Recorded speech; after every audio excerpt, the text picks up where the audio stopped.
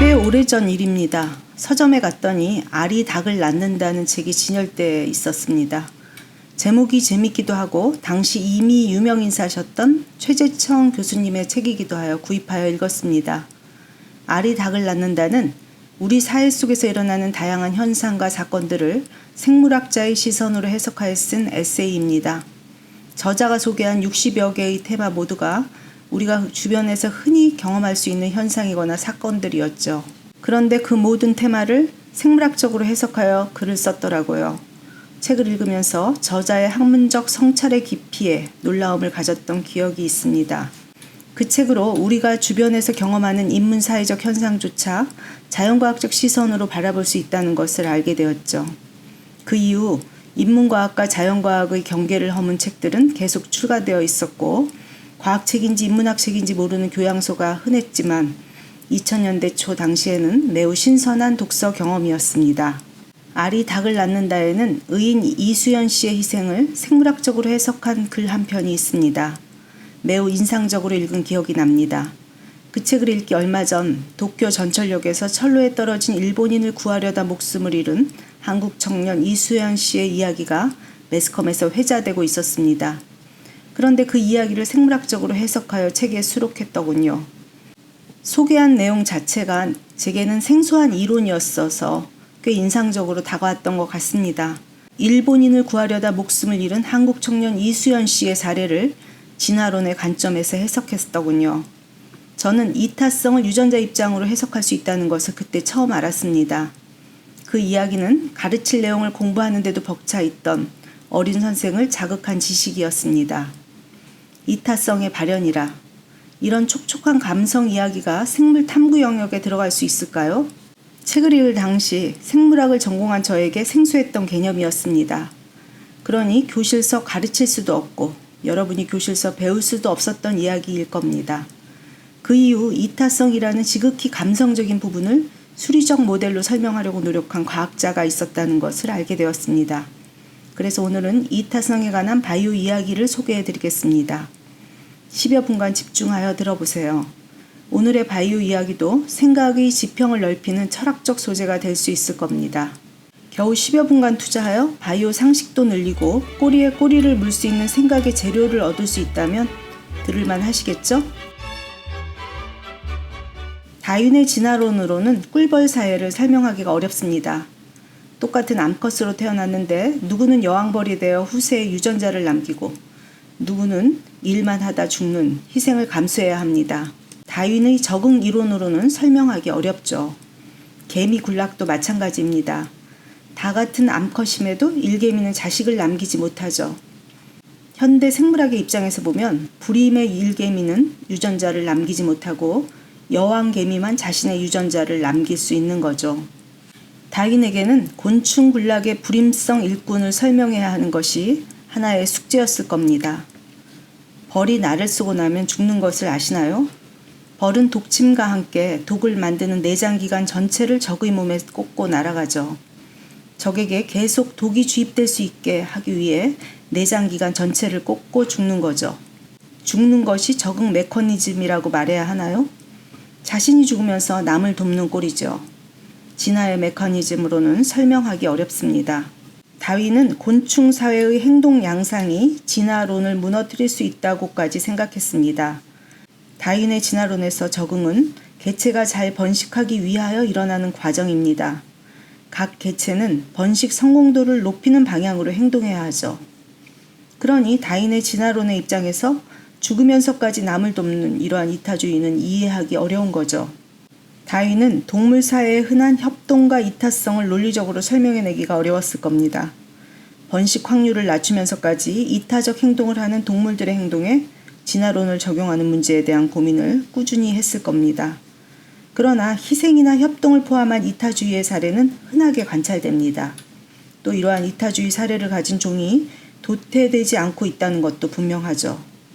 그러면 이것은 해석의 영역이죠. 학문적으로 어떻게 설명하고 증명하냐는 문제만 남아 있습니다. 다행히 다윈 이후 그러한 것을 증명하고자 한 과학자들이 있었습니다. 자연 선택의 관점에서 해롭기만 할 것 같은 협동이나 희생, 이타성 같은 형질을 적응의 관점에서 들여다본 학자들이 많이 있었죠. 희생의 형질이 긴 진화의 시간 속에서 살아남은 이유를 과학적 관점에서 들여다본 선구자들이 있었습니다. 그중 한 명이 홀데인입니다. 영국 왕립학회 펠로우로 선정되기도 한 홀데인은 유전학자이자 생화학자였습니다. 그는 과학자로서의 업적 외에도 대중과의 소통을 위해서 노력한 과학 저술가였죠. 홀데인은 이타적 행동에 관한 유명한 어록을 남겼습니다. 물에 빠진 이가 내 형제 둘이거나 사촌 8명이라면 기꺼이 자신의 목숨을 던져서라도 구하겠다고 말한 것이 홀데인입니다. 이 말은 이후 이타성을 적응의 관점에서 들여다보고자 한 과학자들을 자극했죠. 이 어록을 통찰한 한 과학자가 해밀턴의 법칙을 탄생시켰습니다. 해밀턴 법칙은 사회 진화를 연구한 영국 생물학자 해밀턴의 이름을 딴 것입니다. 해밀턴은 1964년 런던 대학의 박사학위 논문에서 이 법칙을 처음 소개했습니다. 해밀턴 법칙은 유전자의 이타적 행동 여부를 따지기 위해서 만든 수식입니다.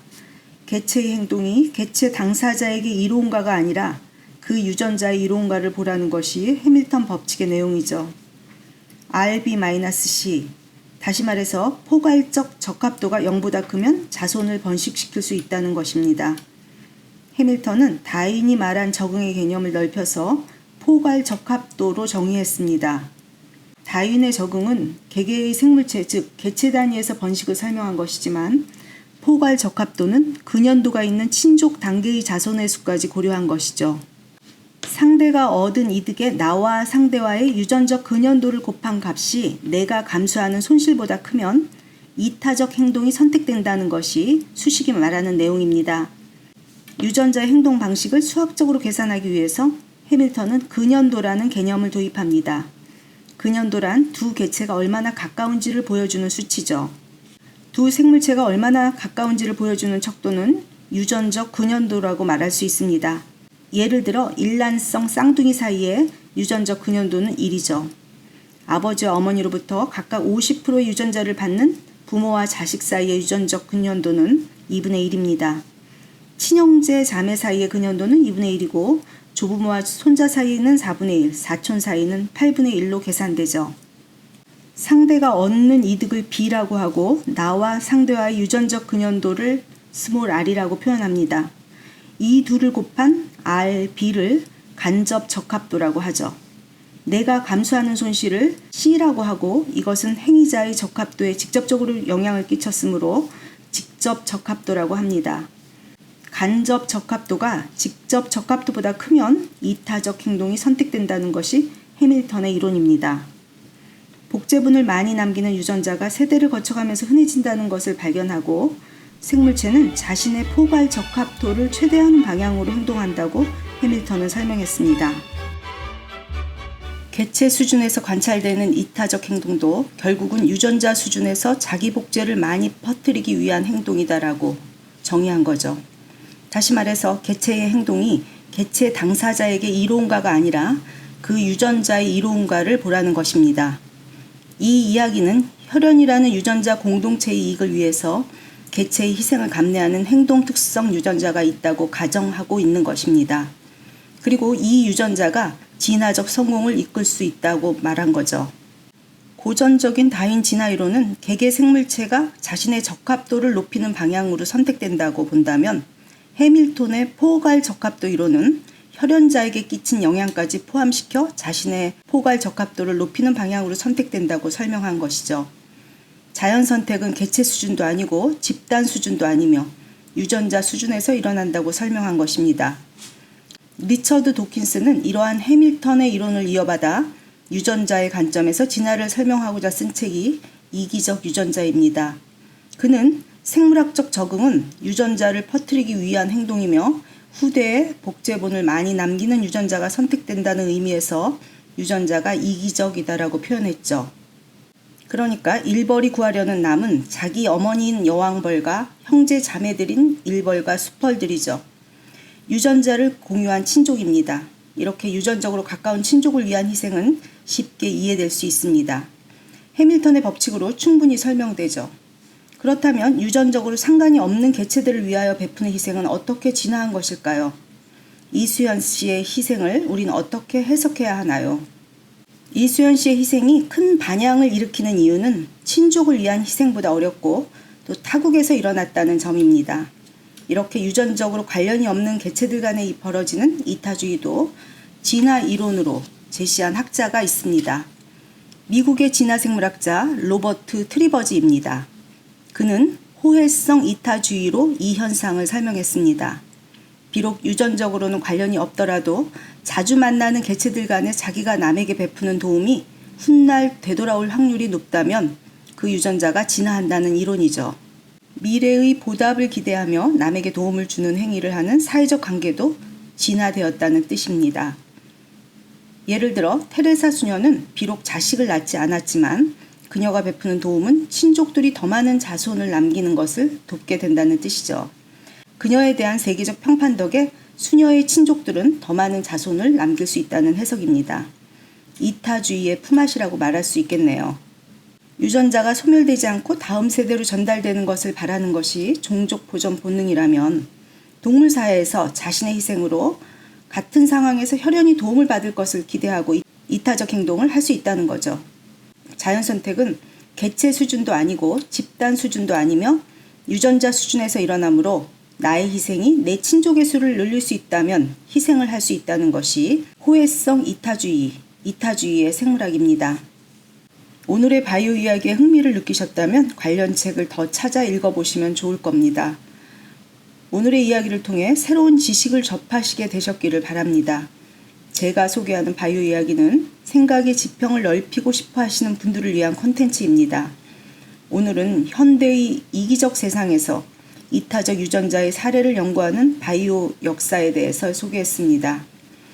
저는 교실서 배우지 못한 바이오 이야기를 전하는 Y쌤입니다. 다음에도 재미있고 유익한 이야기를 가지고 찾아뵙겠습니다. 안녕히 계세요.